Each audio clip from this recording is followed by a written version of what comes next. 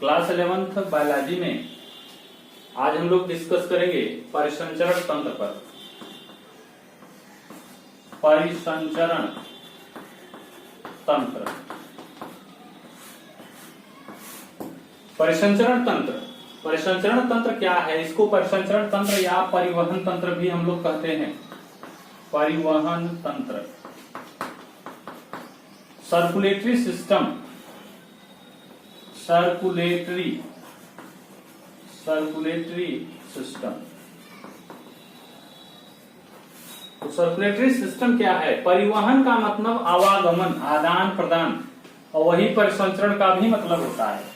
ऐसा सिस्टम जिसमें पदार्थों का एक स्थान से दूसरे स्थान तक आवागमन हो, ऐसे तंत्र को हम लोग परिसंचरण या परिवहन तंत्र कहते हैं।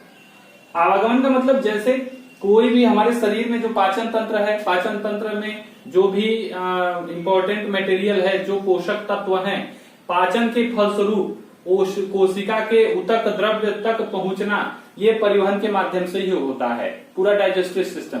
ऐसे ब्लड सिस्टम है, ब्लड वेस्कुलर सिस्टम है, यानी रक्त परिसंचरण तंत्र है। परिसंचरण तंत्र में भी क्या होता है? रक्त जो होता है वो केशिकाओं के द्वारा हृदय से और फेफड़े से होते हुए संपूर्ण शरीर में जाता है और संपूर्ण शरीर से पुनः शुद्ध होने के लिए फेफड़े और हृदय के पास आता है। तो इस तरह से पदार्थों का रक्त के माध्यम से या किसी अन्य माध्यम से कोशिका के ऊतक द्रव्य तक जाना, केशनलियों के द्वारा या डायरेक्ट कोशिका के द्रव्य में किसी भी माध्यम से पहुंचना। तो इस तरह से जो पोषक तत्वों का एक स्थान से दूसरे स्थान तक आवागमन का प्रक्रिया है, उस प्रक्रिया को हम लोग कहते हैं परिसंचरण तंत्र या परिवहन तंत्र। तो इस तरह से हम लोग परिवहन और परिसंचरण तंत्र के विषय में जाने। अब इसमें हमारा रक्त परिसंचरण तंत्र की बात आती है। रक्त परिसंचरण तंत्र, परिसंचरण तंत्र, रक्त परिसंचरण तंत्र, ब्लड वेस्कुलर सिस्टम। रक्त परिसंचरण तंत्र में क्या है?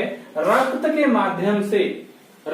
माध्यम से पोषक पदार्थों का शरीर के विभिन्न भागों में आवागमन, आने जाने की जो प्रक्रिया है, उसको हम लोग रक्त परिसंचरण तंत्र कहेंगे। अब ये रक्त परिसंचरण जो तंत्र है वो दो प्रकार का है। एक खुला परिसंचरण तंत्र, एक खुला परिसंचरण तंत्र, और दूसरा है बंद परिसंचरण तंत्र। बंद परिसंचरण तंत्र, खुला परिसंचरण तंत्र, बंद परिसंचरण तंत्र। यानी आपका close, open vascular system, open, और उसके बाद बंद, क्लोज्ड वेस्कुलर सिस्टम। तो इस तरह से जो हमारा खुला परिसंचरण तंत्र है और बंद परिसंचरण तंत्र है, इसमें खुले परिसंचरण तंत्र में क्या होता है? खुला परिसंचरण तंत्र जो है, इसमें कोई भी पोषक पदार्थ है वह डायरेक्ट, बिना केशिकाओं के द्वारा ही डायरेक्ट वह कोशिका द्रव्य यानी ऊतक द्रव्य, ऊतक द्रव्य चाहिए चाहे कोशिका द्रव्य कहिए, बिना किसी माध्यम से पोषक तत्वों का, बिना केशिकाओं के द्वारा ही पोषक तत्वों का डायरेक्ट ऊतक द्रव्य तक पहुंच जाना, यह कहलाएगा खुला परिसंचरण तंत्र। यदि यही जो प्रक्रिया है आवागमन, पोषक तत्वों की जो आवागमन की जो प्रक्रिया है, यह अगर केशिकाओं के द्वारा, नलिकाओं के द्वारा कोशिका द्रव्य या ऊतक द्रव्य तक पहुंच जाता है, तो इसको कहते हैं हम लोग बंद परिसंचरण तंत्र। तो यानी ओपन सर्कुलेटरी सिस्टम और क्लोज सर्कुलेटरी सिस्टम, इसको कहते हैं। आपका पहला हो गया ओपन सर्कुलेटरी सिस्टम और क्लोज्ड सर्कुलेटरी सिस्टम, यानी बंद परिसंचरण तंत्र और खुला परिसंचरण तंत्र। इसमें यह क्लियर हो गया कि इसमें किसी नलिकाओं और केशिकाओं की कोई आवश्यकता नहीं होती है, डायरेक्ट पोषक द्रव्य में किसी माध्यम से पहुंचता है। और बंद वेस्कुलर सिस्टम में नलिकाओं के द्वारा, केशिकाओं के द्वारा कोशिका द्रव्य या ऊतक द्रव्य तक पोषक तत्व पहुंचते हैं। तो इस तरह से हम लोग खुला परिसंचरण तंत्र और बंद परिसंचरण के विषय में जाने। अब देखिए इसमें एक, अब हम लोग जानते हैं सीरा क्या होता है। हम लोगों का सर्कुलेटरी सिस्टम में जो अंग काम करता है, परिसंचरण तंत्र में, परिसंचरण तंत्र में हम लोगों का जो अंग काम करता है वह मुख्य होता है आपका हृदय। हार्ट इसको कहते हैं।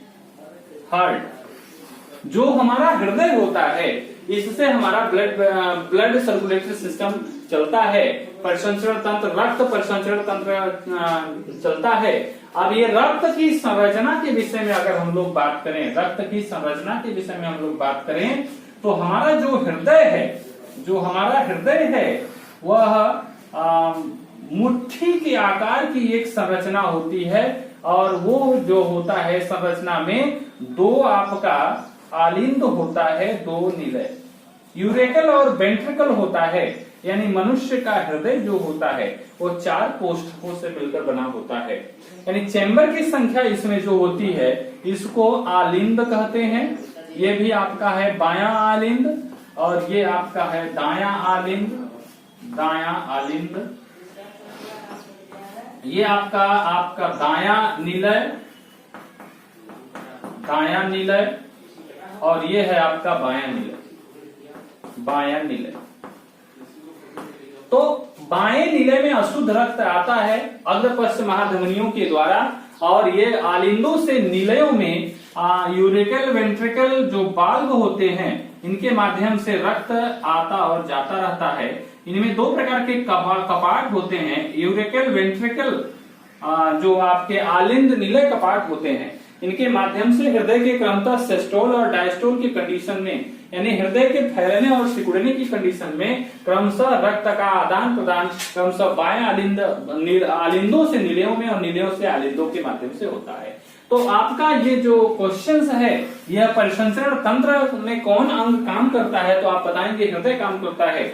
और हृदय का जो मुख्य क्वेश्चंस है वह पूछता है कि मनुष्य का हृदय कितने चेंबर से मिलकर बना होता है, कितने कोष्ठकों से मिलकर बना होता है, मनुष्य के हृदय में कितने चेंबर होते हैं। तो आप बताएंगे मनुष्य के हृदय में 4 चेंबर होते हैं, और चारों इन चेंबरों में 2 आलिंद होता है और 2 निलय होता है। तो आपका परिसंचरण तंत्र ये काम करता है। अब इसमें जो होती है सिराएं और धमनियां होती हैं। तो सिरा धमनी की बात कर लेते हैं हम लोग। तो सिरा जो होती है, सिराओं में अशुद्ध रक्त बहता है। हमारे शरीर में हृदय से शरीर के विभिन्न नलिकाओं को जोड़ने के लिए कुछ नलिकाएं होती हैं, जिनको हम लोग सिरा कहते हैं। सिराओं में अशुद्ध रक्त बहता है। एक आपकी पल्मोनरी सिरा होती है, जिसको हम लोग कहते हैं फुफ्फुसीय सिरा। ये अपवाद है। पल्मोनरी जो सिरा होती है, इसमें केवल शुद्ध रक्त बहता है। यानी ये आपका सिरा का ये सबसे इंपॉर्टेंट कमेंट है कि अशुद्ध सिराओं में अशुद्ध रक्त बहता है, लेकिन एक पल्मोनरी जो सिरा होती है, यह अपवाद समझिए चाहे जो भी समझिए, इसको फुफ्फुसीय सिरा कहते हैं। इसमें शुद्ध रक्त बहता है। ये क्वेश्चन कंपटीशन में आता है, कॉम्पिटिटिव क्वेश्चन है। और इसके बाद जो धमनी होती है, धमनियों में आपका शुद्ध रक्त बहता है। धमनियों में शुद्ध रक्त बहता है, और एक इसकी वही सेम कंडीशन होती है कि धमनी में शुद्ध रक्त बहता है, तो धमनिया में जो फुफ्फुसीय धमनी होती है, जो उसमें जो होता है वो अशुद्ध रक्त बहता है। ये भी आपका इंपॉर्टेंट क्वेश्चन है कि फुफ्फुसीय धमनी में किस तरह से रक्त का प्रवाह होता है, तो आप बताएंगे अशुद्ध।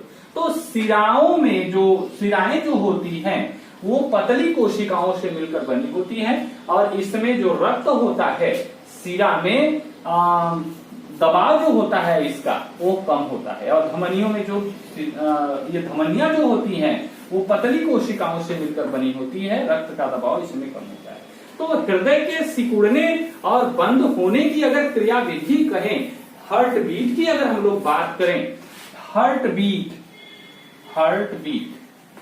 बीट की अगर हम लोग बात करें, हृदय स्पंदन की अगर हम लोग बात करें, हृदय स्पंदन, तो एक हृदय का जो स्पंदन, मनुष्य का हृदय की अगर धड़कन की बात करें, धड़कन को ही आप स्पंदन कह रहे हैं, हार्ट बीट बोल रहे हैं। तो हार्ट बीट की अगर बात करें, तो सामान्य अवस्था में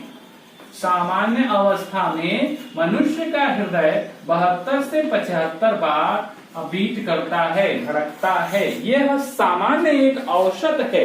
औसतन सामान्य मनुष्य का जो हृदय है वो 72 से 75 बार धड़कता है। और ये कंडीशन पर, कुछ परिस्थितियों पर यह निर्भर करता है, इसके हार्ट बीट के बढ़ने की बात होती है। आप जब दौड़ के आते हैं या सामान्य परिस्थिति में कोई दुर्घटना वगैरह देख लेते हैं तो उसमें हार्ट बीट का बढ़ना स्वाभाविक होता है। तो या टेम्परेचर बहुत ज्यादा होने पर भी हार्ट बीट आपकी बढ़ सकती है। और तो इस तरह से सामान्य की बात कही जाए तो 72 से 75 होता है, और कंडीशन की बात कही जाए तो वो घट भी सकता है, बढ़ भी सकता है। तो एक हृदय स्पंदन की अगर हम बात करें, 1 मिनट में हार्ट बीट की जो संख्या है वो 72 से 75 होती है। और हृदय स्पंदन की हार्ट बीट, एक हार्ट बीट में 2 बात शामिल होता है, एक सिस्टोल होता है, एक सिस्टोल और एक डायस्टोल। डायस्टोल सिस्टोल और डायस्टोल 2 प्रोसेस हैं, एक है सिस्टोल और एक है डायस्टोल। डायस्टोल तो सिस्टोल और डायस्टोल में एक धड़कन की अगर हम बात करें तो एक धड़कन में 2 बात शामिल है। एक धड़कन में एक सिस्टोल होता है, एक डायस्टोल। तो यानी सिस्टोल एक धड़कन में 2 बात शामिल है, एक बार हृदय सिकुड़ता है फिर फैलता है। हृदय के सिकुड़ने और फैलने में, हृदय के सिकुड़ने और फैलने में जो भी काम हो रहा है इसको एक हार्ट बीट कह रहे हैं। यानी एक बार हृदय का सिकुड़ना, एक बार हृदय का फैलना, यह एक धड़कन है। यानी हम यह कह सकते हैं कि एक धड़कन में एक सिस्टोल और एक डायस्टोल मौजूद है। यानी एक धड़कन में एक सिस्टोल और एक डायस्टोल मौजूद है। कहने का मतलब यह है कि हृदय जब सिकुड़ता है, हृदय जब सिकुड़ता है तो इसके हिंदी में इसको कहते हैं प्रकुंचन। प्रकुंचन, और ये प्रकुंचन जो है उसको कहते हैं अनुशिथिलन। अनुशिथिलन, प्रकुंचन को हम लोग सिस्टोल कहेंगे, अनुशिथिलन को हम लोग डायस्टोल कहेंगे। तो प्रकुंचन और अनुशिथिलन की अगर बात कही जाए, प्रकुंचन और अनुशिथिलन की बात कही जाए तो सामान्य भाषा में प्रकुंचन, अनुशिथिलन या सिस्टोल और डायस्टोल दोनों मिलकर एक हार्ट बीट बनाते हैं। एक हार्ट बीट में 2 बात शामिल है, सिस्टोल और डायस्टोल। जब हृदय का सिकुड़ना यह कहलाता है सिस्टोल। हृदय के सिकुड़ने को ही हम लोग प्रकुंचन या सिस्टोल कहते हैं। जब हृदय सिकुड़ता है तो उसका आयतन घट जाता है और वहां से जो शुद्ध रक्त है संपूर्ण शरीर में केशिकाओं के द्वारा प्रवाह हो जाता है, यानी सप्लाई हो जाता है। और जब हृदय फैलता है तो हृदय का आयतन बढ़ जाता है, जो भी अशुद्ध रक्त होता है वो हृदय में आपका अनुशीतलन की कंडीशन में, डायस्टोल की कंडीशन में रक्त हृदय में प्रवेश करता है। यानी एक हार्ट बीट में एक सिस्टोल और एक डायस्टोल शामिल है। तो सिस्टोल और डायस्टोल के कंडीशन पे, सिस्टोल और डायस्टोल के प्रोसेस पर ही हार्ट बीट काम करता है। एक हार्ट बीट में वो हृदय काम करता है। हृदय की क्रियाविधि की अगर हम बात करेंगे तो सिस्टोलिक और डायस्टोलिक प्रेशर के, ये सिस्टोलिक और डायस्टोलिक प्रोसेस के फलस्वरूप ही सिस्टोलिक और डायस्टोलिक ब्लड प्रेशर भी आता है, जिसमें हम लोग सिस्टोलिक ब्लड प्रेशर और डायस्टोलिक ब्लड प्रेशर की बात करते हैं। तो यहाँ पर सिस्टोल के प्रोसेस के बाद डायस्टोल होता है और डायस्टोल के प्रोसेस के बाद सिस्टोल होता है। और सिस्टोल डायस्टोल में पूरा मैकेनिज्म हार्ट की होती है। एक सिस्टोलिक के बाद एक सिस्टोल के बाद एक डायस्टोल और एक डायस्टोल के बाद एक सिस्टोल, और पूरा रक्त एक बार सिस्टोल में हृदय के सिकुड़ने और डायस्टोल में हृदय के फैलने की पूरी क्रियाविधि, सिकुड़ने और फैलने की क्रियाविधि में पूरा सिस्टोल और डायस्टोल का प्रोसेस होता है। और हृदय के विभिन्न हिस्सों से शुद्ध रक्त हृदय में और शुद्ध रक्त हृदय से संपूर्ण शरीर में सप्लाई होता है। तो इस तरह से हम लोग प्रशंसन करते हैं के विषय में चर्चा करिए और हार्ट किस तरह से बीट करता है इसकी बातचीत हुई।